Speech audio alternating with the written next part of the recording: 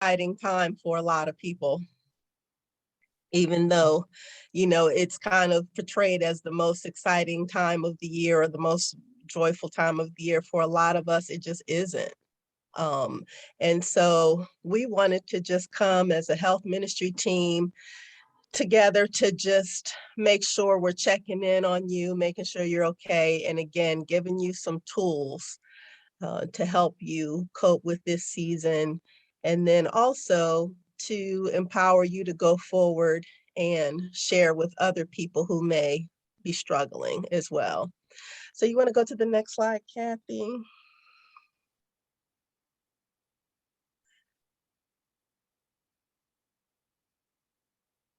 Okay, so this is just an overview of what we're going to be doing today.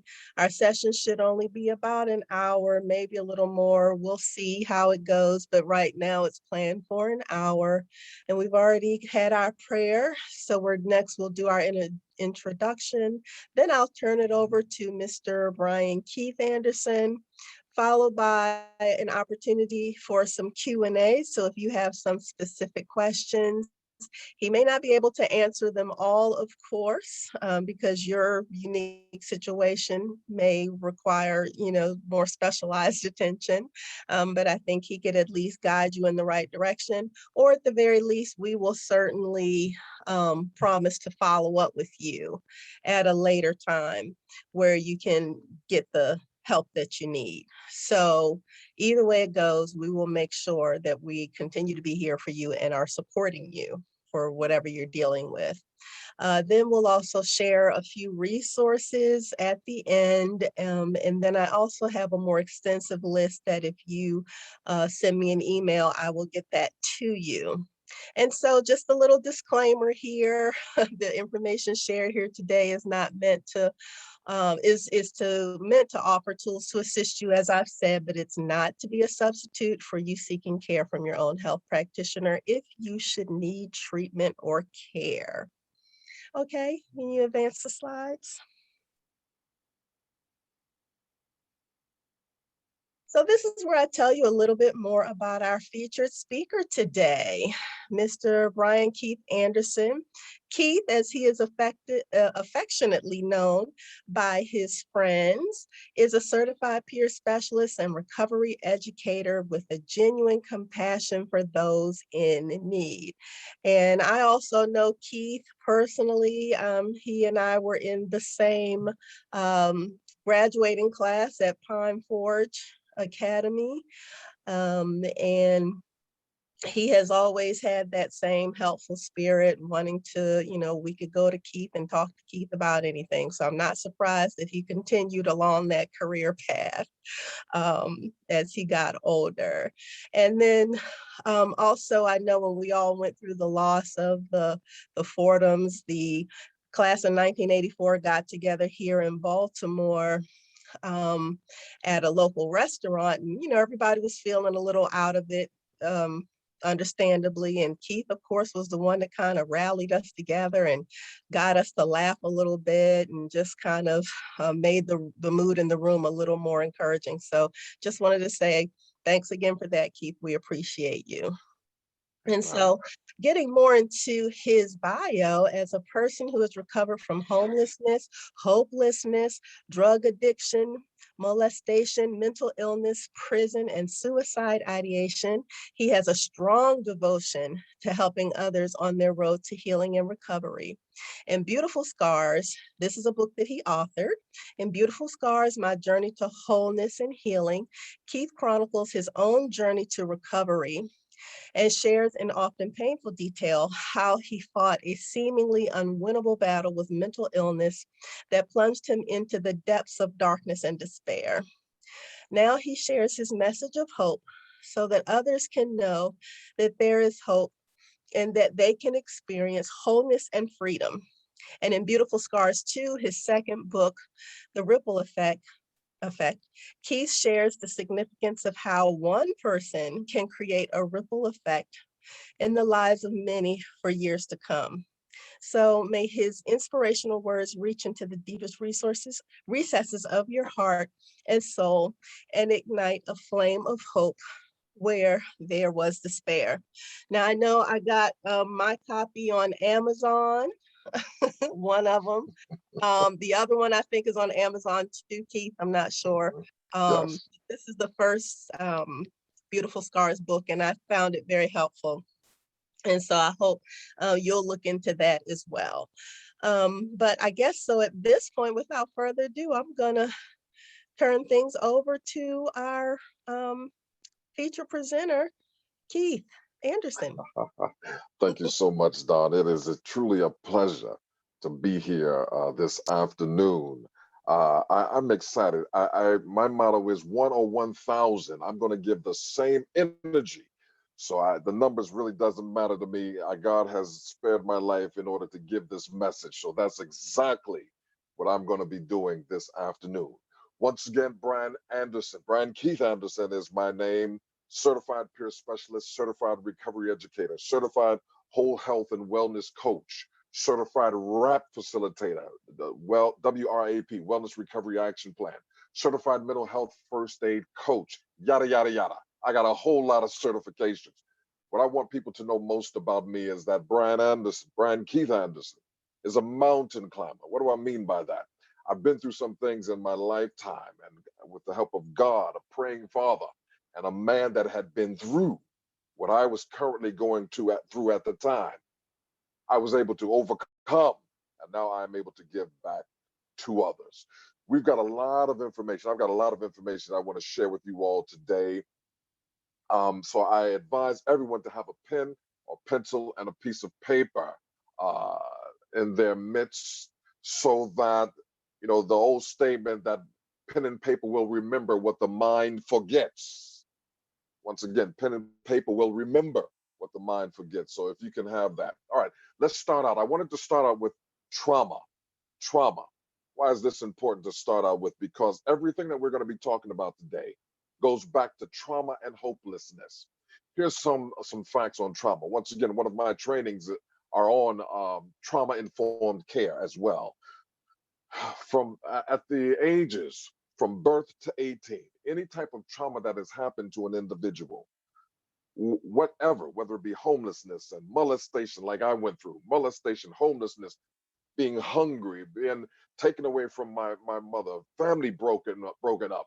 All of that has an effect, an adverse effect on a person's learning abilities, and an adverse on a person's just being able to thrive in life. Now they say during this training, I realize, and I'm going somewhere with this. They say anything that happened to you between birth and 18, if those traumas are not addressed, if they are not addressed, they can cause early mortality. They can cause you to be pre-apt or more apt to drug addiction. They can cause you be more apt to suicidal ideation, more apt to incarceration. And once again, all of this as an effect of the trauma that has happened between the ages of birth and 18, if they are not addressed. Once again, this is very important from where we're going today. All right.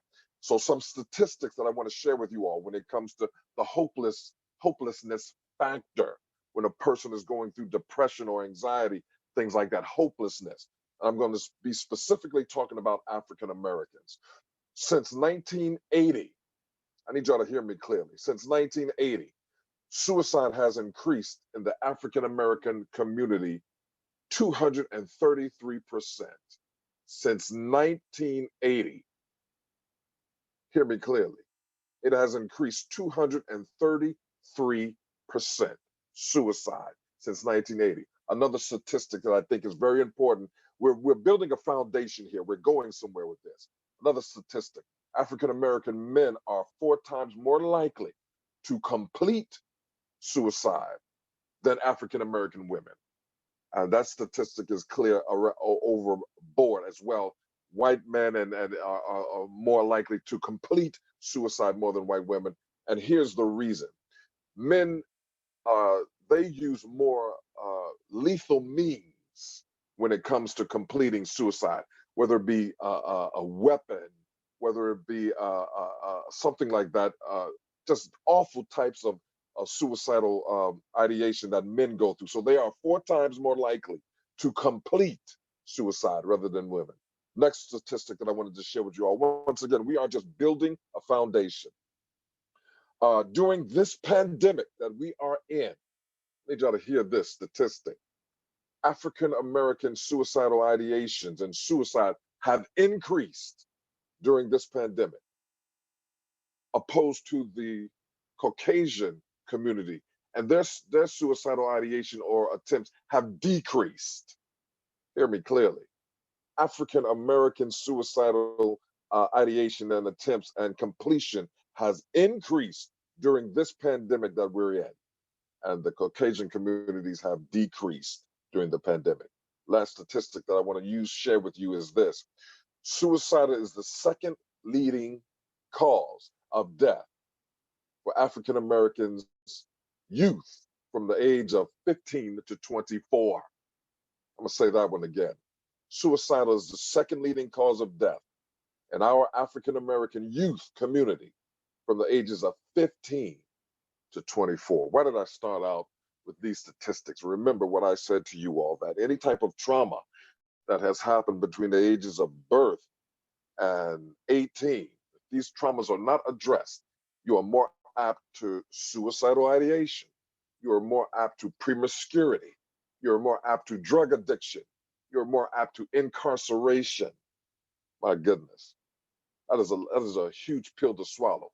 Hopelessness is being built when it comes to all of that. Our communities, when we watch the news and when we watch what's going on in the world today, and just living in our communities, and we can be re-traumatized just by watching some things on the news. When I watched George Floyd lay there on the ground and with this knee to his neck, and for those of us that watched it, we are being re-traumatized over and over. There's a sense of hopelessness that is built in.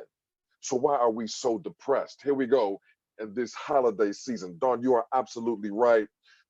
You know, when you see the commercials, everybody is smiling and everybody is out shopping and buying gifts. And if you have lost a loved one, you don't have that loved one to go shopping with. You don't have that loved one to call. But the commercials are there, and you hear the music on the radio, and you see folk just laughing and having a great time. And here you are. You don't have mama or you don't have daddy, like is in my case and in others. So you have a sense of, once again, we're going back to that word, hopelessness. I'm going somewhere with that. Remember that word, hopelessness. Man, it's all around me, but I don't have it. A sense of hopelessness kicks in. Once again, I'm going back to the world news. I beg everyone, please don't spend a lot of time watching the news. We're talking about depression, anxiety, suicidal ideation. Just watching the news. The Bible says it as well too. By beholding, we become changed. By beholding, we become changed. If we sit in front of this news and watch the trauma and the mess that's going on in the world today, man, that thing has a way of feeding into our spirit, and depression will come. So once again, we got the holidays here. We got the news that's going on here. We're being re-traumatized. We've got hopelessness. We've got the seasonal effect. What do I mean by that? In the wintertime, as we know, the sun is not out as long as it is in the summertime. So there's something that takes place when you're living in the state of darkness. One of the highest rate of suicide, one of the highest rates of suicide. Can you guess what state of these United States? Can you guess what state it is? The highest rate of suicide. In Seattle? Almost Alaska. Oh, Does anybody know why Alaska have one of the highest rates of suicide? Because of the darkness, because of the sun. Absolutely. Yeah. Absolutely. They don't get this blessed sunshine that we have, this natural vitamin D that would get soaked in if we get outside. So once again, seasonal affect disorder. Where a lot of people go inside, they hibernate, so to speak, when it comes to this season. And if you add all of that up, the holidays, you're watching these commercials with families smiling and unwrapping gifts with the mother and the father there, and everybody's sitting around and having a great time, and you don't have that, what does that do to you? If you're missing the loved ones that have passed on, what does that do to you? If you're watching the news over and over and over again for hours at a time, what does that do to you? You're being re-traumatized over and over and over again. So what does that do to a person who's already have this weight on their shoulders? We have, as African Americans, we walk around with a weight on our shoulders anyway. We all have been traumatized. We all have been traumatized, and it is important for us to get that village back. So let me share with you some of the signs that we need to be looking for when it comes to a person that may be experiencing some suicidal ideation. Here are some signs: threatening to harm, to hurt or kill oneself, seeking access to means. Somebody's just going, I need to get a guns. I need to get some knives. I need to get seeking access to means. Talking, writing, or posting on social media about death, dying, or suicide. Feeling hopeless. There's that word again, hopeless. Feeling hopeless. Um, Feeling worthless, and the lack of purpose. This one is a big one. Lack of purpose. If a person is living with purpose, that means they have something to look forward to. They have something to look forward to. But if you're living without purpose, you absolutely have nothing to look forward to. So that's very important to watch out for. Feeling worthless or a lack of purpose, acting recklessly or engaging in risky activities, feeling trapped, increased alcohol or drug use, withdrawal from family, friends, and society, demonstrating rage and anger, or seeking revenge, appearing agitated. And here's the last one that I'm going to share with you all: having a dramatic change in mood. A lot of times when I read that, when people think, oh yeah, when a person is happy and then they started to get sad, yeah, we need to look out for them. But guess who else you need to look out for? A person who has been sad and all of a sudden they are overly joyed and happy and walking around cheerful. And why you need to look out for that person as well? Why? Sudden change in mood. That person could be contemplating suicide, knowing it's their last days on earth. And they have made up their mind. They have resoluted, okay, I've made up my mind. This is it. There's no need to be sad anymore.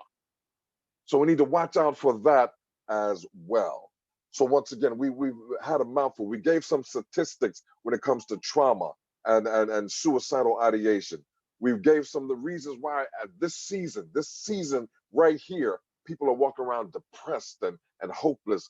I was the administrator for the peer support program at the Georgia Crisis and Access Line. And this line, people would call in all over the state of Georgia or outside of the state of Georgia. And man, when I tell you, when this pandemic hit, when I tell you our call rate went through the roof, people were calling in hopeless and helpless, and because we are a social being by nature. Now they're telling us to stay inside, stay away from people. Don't be social. Something that's inside of our nature, they're trying to tell us to avoid now, because it can be the difference between life and death. When I tell you the calls went up dramatically during, especially at the beginning of the pandemic, and it's still happening to this day. So we've got a lot that we are facing. So some tools that we can share, that we can use. And once again, I need you all to write this down. Pen and paper will remember what the mind forgets. So please write these tools down. Once again, we have a lot of information to share. Okay. First tool that I'm going to share with you all today, something that you can use to combat, to combat, to combat. And then I'm going to leave the most important one for last. All right. Well, I'm going to start out with the most important one and come back to it. There's a statement that we use in my line of work that says the ability to motivate action from within is the most important skill you will ever learn or teach. Once again, I'm going to repeat that.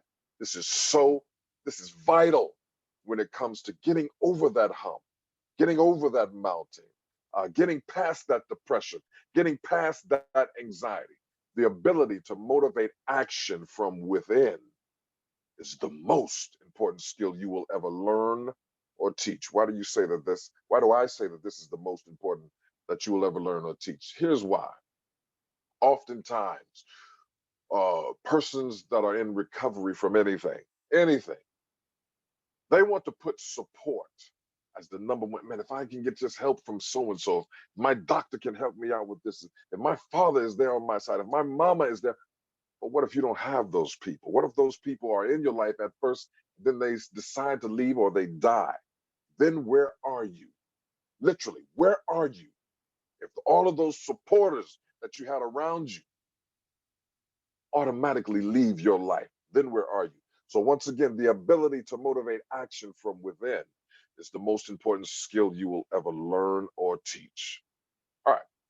And I have one example of how when I say that, I share with the audience. And I'm going to ask you all this question. There are three frogs sitting on the log.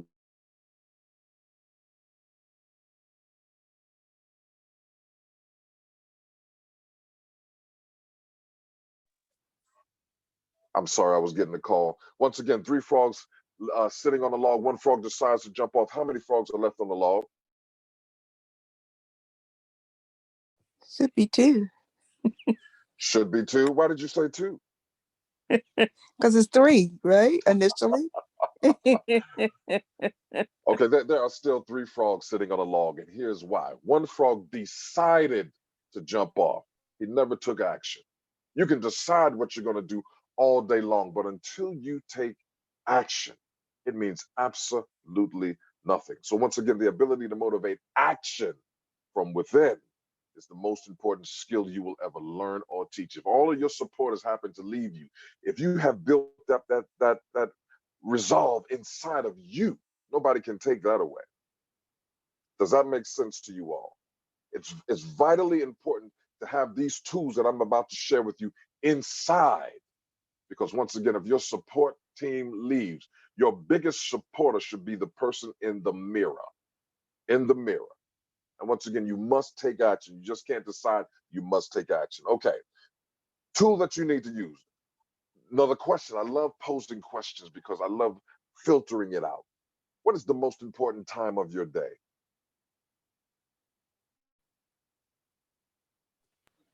Anybody? Morning. When Morning? you What time? rise in the When morning. you absolutely, absolutely. You all are on this. They say the most important time of your day is the first 20 to 30 minutes when you wake up in the morning. Here's why. Our brains are at its most impressionable the first 20 to 30 minutes when you wake up. So that means whatever you put in it during that time will be your stronghold, will be your armor throughout the day, throughout the day. And so I didn't understand that until years later on in my recovery and in my work. And here's why that is important. Once again, your mind is at its most impressionable. So whatever you put in, but most Americans, studies show, they get up in the morning and they turn on the news. Why is that the worst thing that anybody can do when we're talking about having a mind that combat this depression, that can combat this anxiety, that can combat this suicidal ideation that's happening in our communities today? Why is that the worst thing you can do? First thing in the morning, I got to figure out what the news is, what happened overnight. What's that the worst thing that you can do? Because the news can be depressing. And if you start off being depressed, that tells you that the rest of your day is not going to be the greatest. Absolutely. And once again, we are working off of our subconscious mind when we do these things. We may not think that it is bothering us, but actually that stuff is getting soaked into your subconscious mind, and we don't even know it until we react to things that out in our day, and we're wondering why we're all upset and angry and mad and depressed. We have started out our day, that first 20 to 30 minutes, with nothing but this trauma that we're dealing with. I made it a point many years ago, and I love using myself as an example. I don't even give myself a chance to stand up and stretch in the morning. I literally roll out the bed straight to my knees, and I started giving up thanks for that day. And then I got signs and sayings that I use. Today is going to be a great day. Can't wait to get to this day started. Man, this is a blessed day. What am I doing to my mind if I start out my day with that first 20 to 30 minutes with nothing but positivity? What am I doing to my mind? I'm prepping it for the day. Short answer. I'm literally prepping it for the day because reality says that there's going to be some sadness that may come your way that day. There's going to be something that may be depressing that may come your way that day. But if I have armored myself up, the most important time of the day, I should be able to get through that thing just a little bit better. All right, let's move on to the second one. Laughter. Bring back laughter into your lives. Why is laughter important? Did you all know that on an average day, as a child, we average laughing over 400 times a day? Did you all know that? Now, my question to you all right now is this. As an adult, on an average day, guess how many times we average laughing?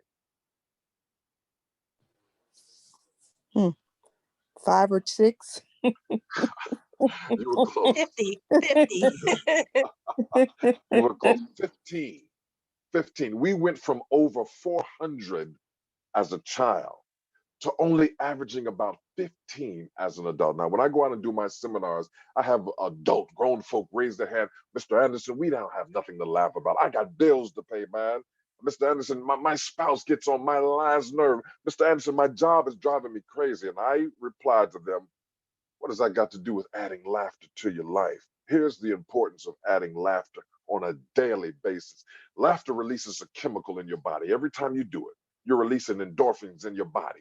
They call it the feel good chemical, that no matter what you're going through, no matter what circumstance you find yourself in, no matter what's happening around you, you automatically start to feel better.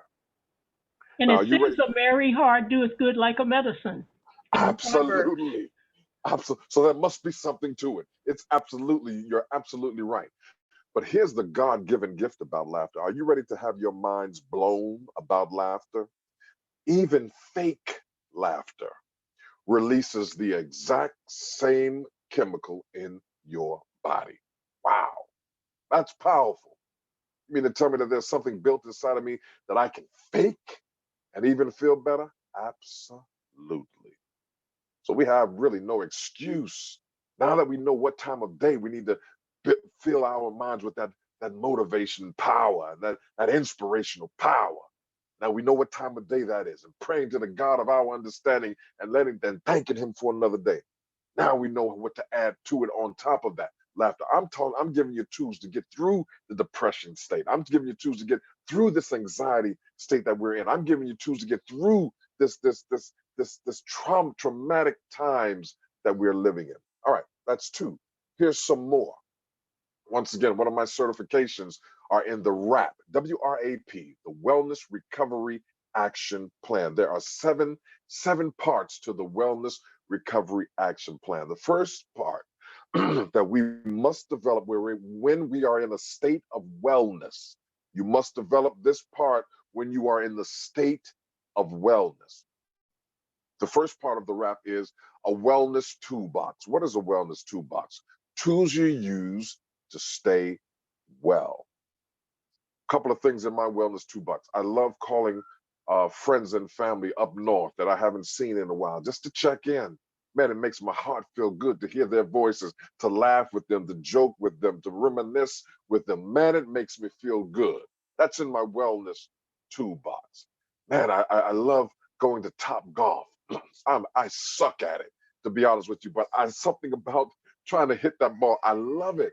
I don't do it often, but when I do it, man, I have a great time. Those are a couple of things that are in my wellness toolbox. So that's the first step in the WRAP, Wellness Recovery Action Plan. Second step, once again, the number one is wellness toolbox. Number two is daily maintenance plan. Daily maintenance plan. Some may ask, what is the difference between a daily maintenance plan and a wellness toolbox. Here's the difference. A daily maintenance plans are things that I have to do daily, every single day, to make sure that I stay well.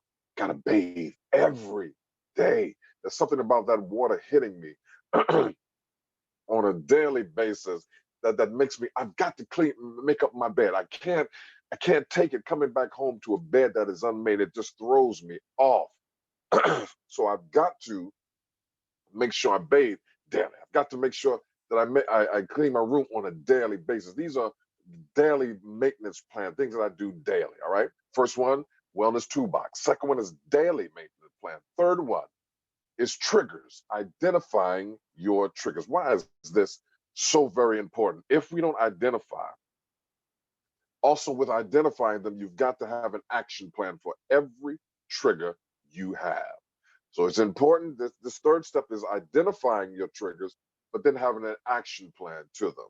So I'm going to share with you how that worked for me. I used to get into fights in life uh, because the one thing that was totally disrespectful to me is somebody walking up to me, pointing their finger in my face. Man, it was fighting time then. We were ready to throw down then, right? And I would get into fights because I did not have an action plan to that trigger. Years later, after several fights and arguments, I learned to, when a person is coming, walking up to me with their finger in my face, I learned to hold my hand up, wait a minute, step back, and say, listen, if you want to talk to me, I need you to put your finger down. Yeah, we can talk. We can have this discussion. But I need you to put your finger down. What did I do? I put a barrier between me and the person by putting my hand up. I told them what I needed for them to do to continue this conversation. I had an action plan to that particular trigger. All right. So once again, the first one is wellness toolbox. Second one is daily maintenance plan. Third one is trigger, identifying your trigger along with identifying an action plan for that particular trigger. Fourth one, warning signs. Warning signs. What is a warning sign? Warning sign of things that happen right before the bad situations develop. And I equate it to, since I'm in Alabama right about now, I equate it to right before a tornado happens. There's certain warning signs. Okay, it gets still outside, gets dark all of a sudden, it gets quiet all of a sudden, then all of a sudden things go from quiet to helter skelter. But there were some warning signs, signs enough for me to take cover. But if we don't pay attention to those signs, what can happen to us if we are not paying attention to those warning signs? And once again, with every warning sign, just as with the trigger, you have to have an action plan.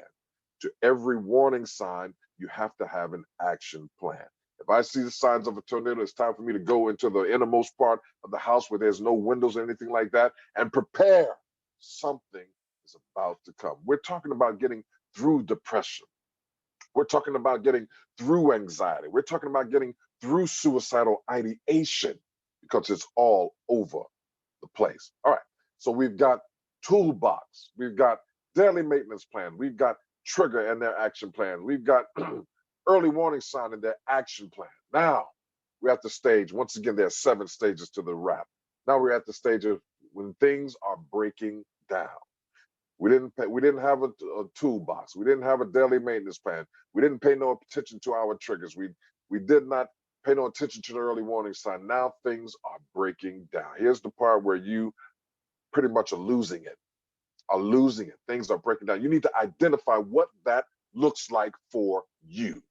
Once again, your doctor can't write this. Your dad can't write this. Your mom can't write this. Your sister, your brother can't develop this rap that I'm talking about to help you get through these moments. You are the one that is responsible for getting through these moments. So when things are breaking down, describe what that looks like. And we're gonna do something with this wellness recovery action plan at the end. So that's number 5. Number 6 is crisis plan. If you ever get in a crisis, who do you have that's going to be able to be there for you? Now, the crisis plan is actually for somebody else, a staunch supporter. If I ever have to go back into inpatient treatment like I was for 28 days, who's going to get my mail? Who's going to feed my dog? Who's going to come over and cut the lights on and off while I'm away? Because the worst thing that can happen to a person that has to be like I did, had to be put away in a treatment facility for 28 days. The worst thing that can happen to me if I have to go through that again is to have to worry about all of that type of stuff while I'm trying to get in help inside. So the crisis plan is for one of your supporters. Okay, if ever I'm going through this again, here's what I need you to do for me. The crisis plan. This is a beautiful plan for anybody that has ever gone through depression, anxiety, suicidal ideation. This is your blueprint to how to get through. All right. And the last one is post crisis plan. Why is a post crisis plan so very important? I had a veteran that I served that would go into the inpatient treatment, and he would come out and have to end up back in there over and over again because what his family members would come as soon as the day he gets out, they'd come over. Are you all right? What happened? Do you need some food? They will worry him to death the day he gets out. So in your post crisis, after the crisis is over, what do you need? I need y'all not to call me for at least 24 hours. Let me get back in my home. Let me just chill for a moment. Let me just get through this moment. Let me fix myself a sandwich. Let me watch some TV, some comedies. Let me build myself back up, and then you all can come over. Post crisis plan is just as important as a crisis plan, because if you don't have a post crisis plan, that can throw you back into crises. Does that make sense to anyone? Before I go on, are there any questions? Any questions? And what was our time looking like? We're doing okay with time, so you can keep Okay, going. okay. Does anybody have any questions? I have a question. Yes. You mentioned that the crisis plan is really for your supporters Mhm. to know what to do if something should happen or you need to take a break, so to speak.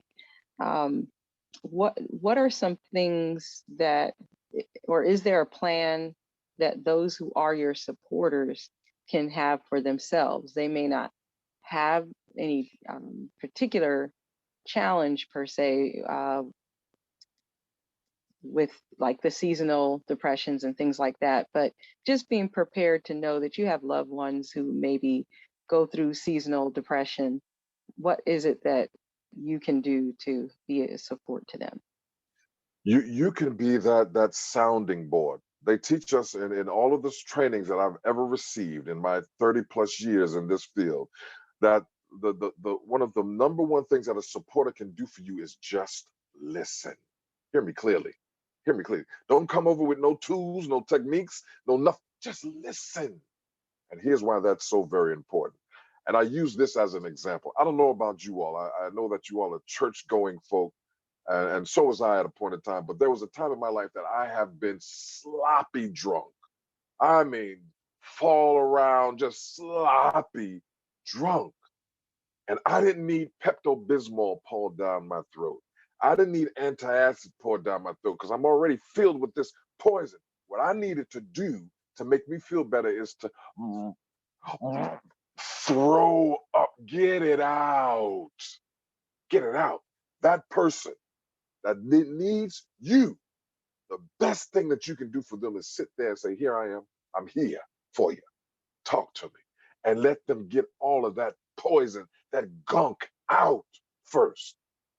The mistake that most supporters and most counsel people do is they get into a counsel session. All right, well, here's what I've read your chart, and here's what I suggest you do. You need to do this. You need to do the A, and you need to do B, and you need to do C. And you need you haven't even let me get a chance to empty. I'm coming to you with poison in me, in my gut, and now I'm leaving with poison and a little bit of your medicine on top of that. And now my poison is going to chew right through that little bit of medicine that you gave me because I still got it inside of me.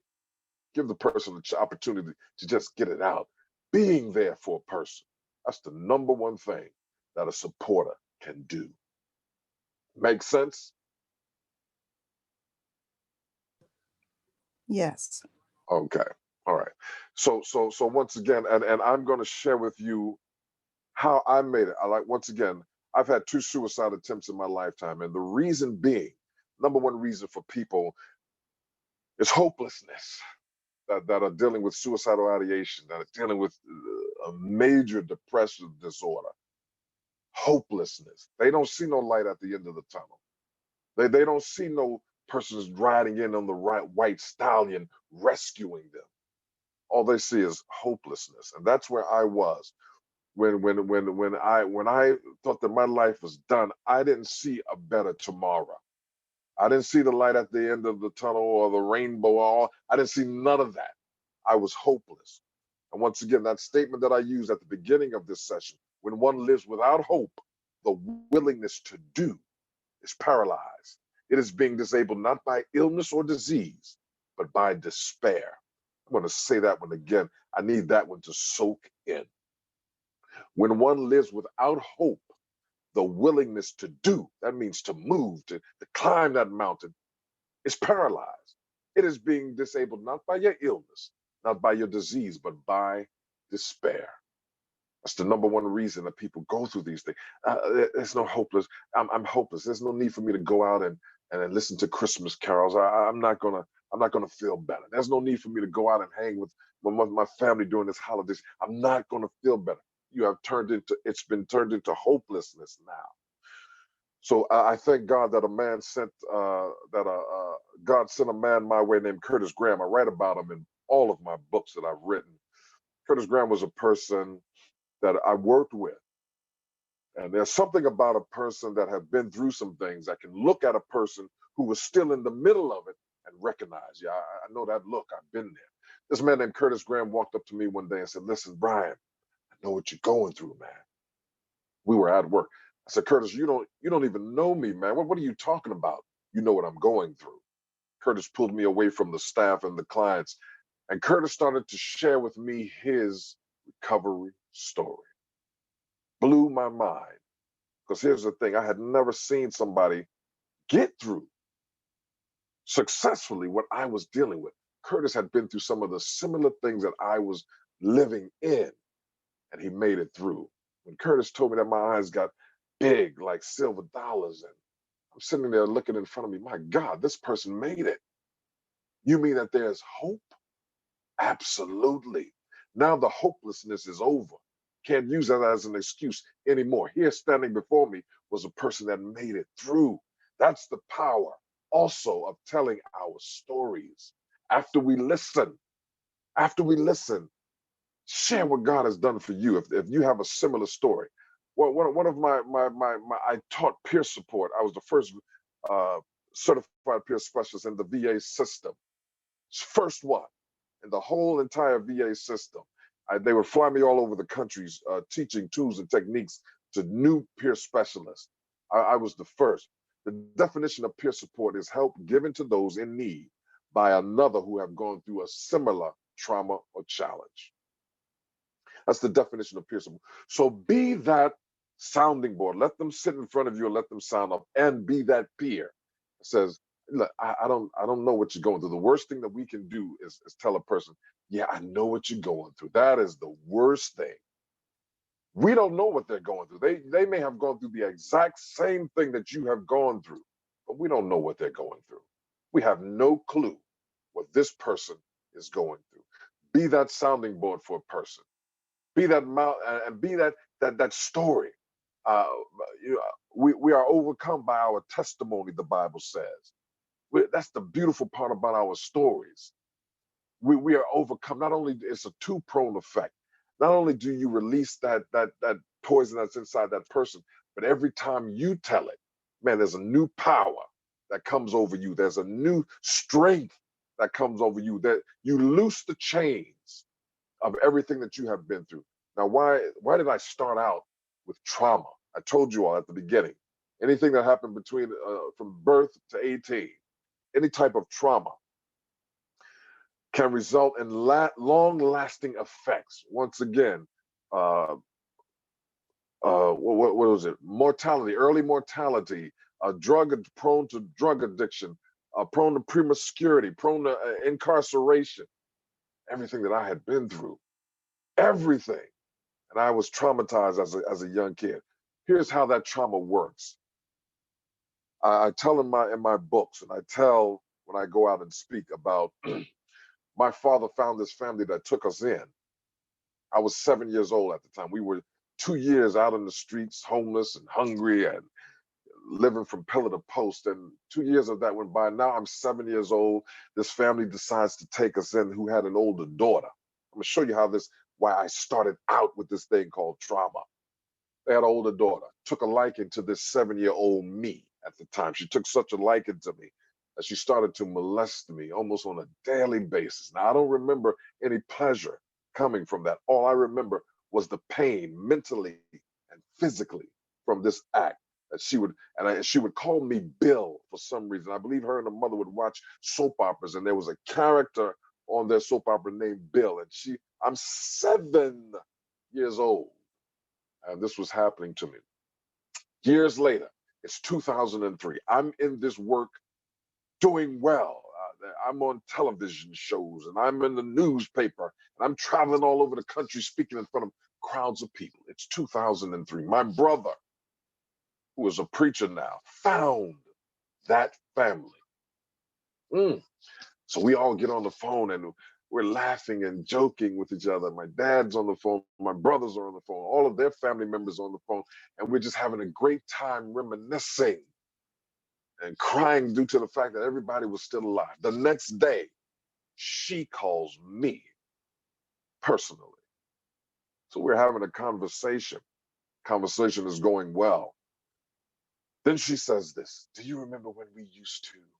She started to describe what she used to do to me.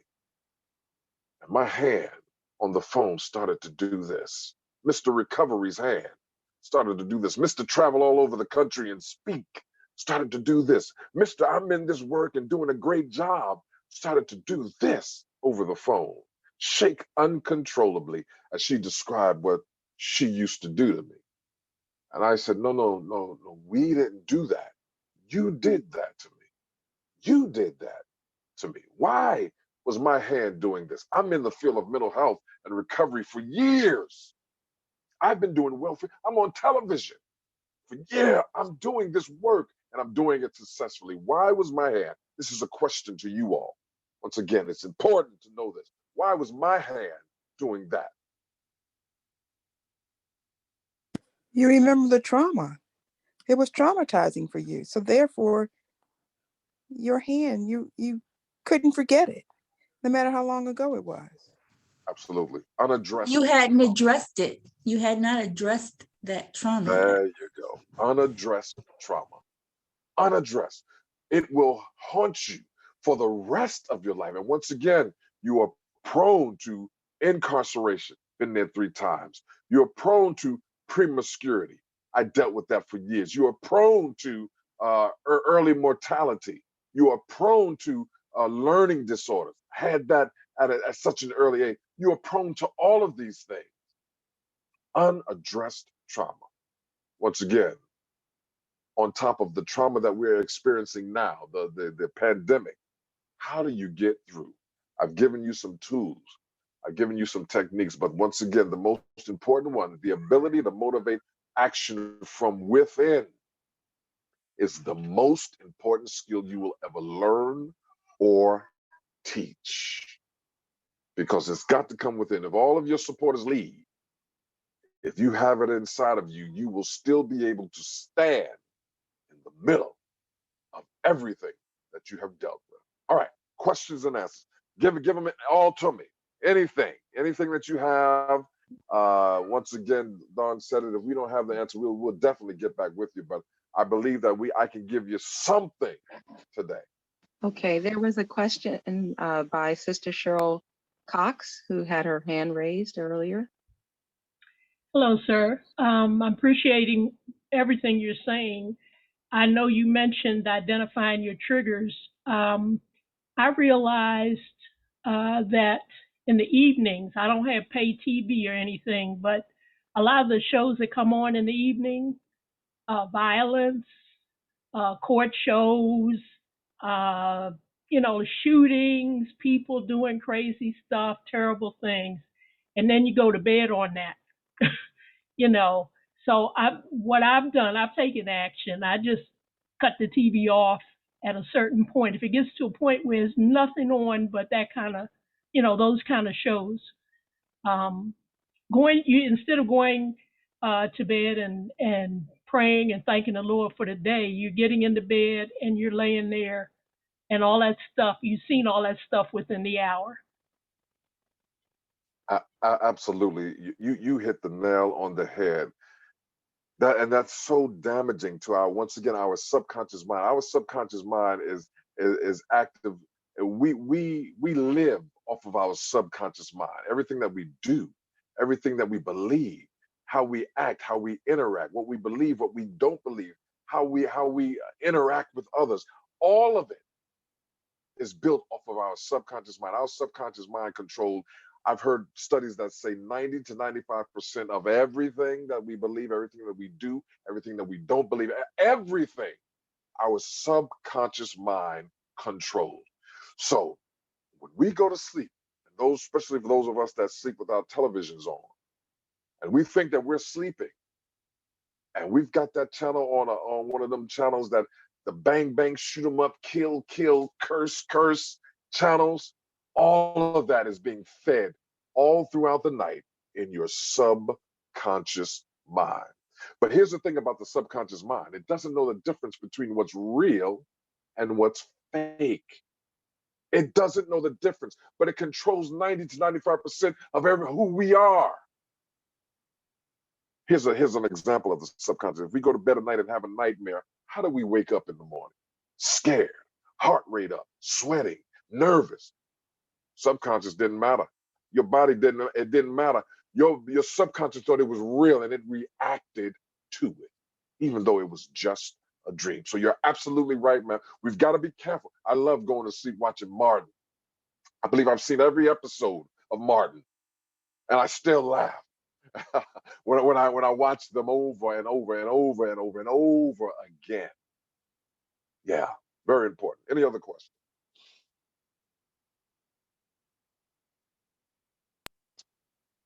I think just a quick question. If you'd like to have more questions and answers, we can stop our recording so that everyone feels comfortable with that. That's fine.